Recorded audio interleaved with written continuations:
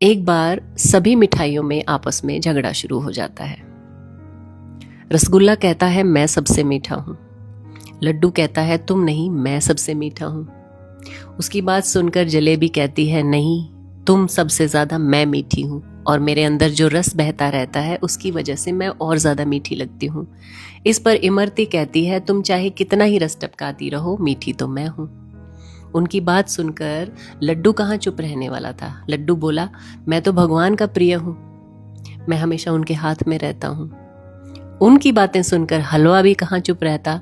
वो कहता है कि तुम बेशक भगवान के हाथ में रहते हो, लेकिन भगवान का भोग तो मुझसे ही चढ़ता है, इसलिए मैं सबसे मीठा हूँ। तो ये सारी बातें चीनी की बोरी सुन रही थी। उसने उन सब को शट अप कॉल दी और कहा कि तुम सब चुप हो जाओ, तुम सब का अस्तित्व मेरी वजह से है।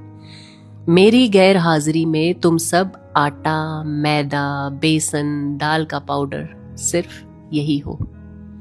मैं तुम लोगों की आत्मा हूं और मेरी वजह से ही तुम सब मीठे हो।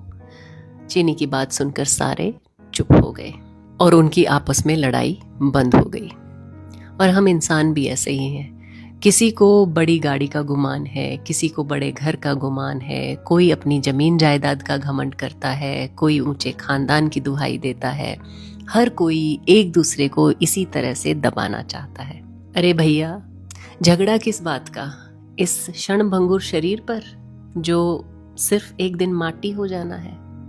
याद रखिए, भगवान को सब कुछ मंजूर है, लेकिन घमंड, अभिमान, दूसरे को नीचा दिखाना, ये सब बिल्कुल नहीं भाता। हमारे शरीर की शोभा सिर्फ तभी तक है जब तक इसके अंदर जान है।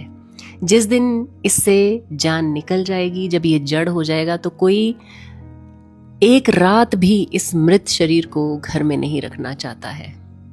और हम इसी बात को पहचान नहीं पाते हैं कि एक दिन हम यहाँ से रवाना हो जाएंगे, फिर हमारा भी सारा प्रोग्राम दूसरे लोग ही बनाएंगे, मिट्टी में मिल जाएंगे, लेकिन फिर भी जीवन भर इस शरीर को संवारना सजाना छोड़ते नहीं हैं, अपनी इस अकड़ को तोड़ते नहीं हैं, दूसरों की मदद करने की सोचते नहीं हैं। और जाते जाते एक भीतरी और गहरी बात और सुनिए, जिस्म और रूह का क्या गजब रिश्ता है।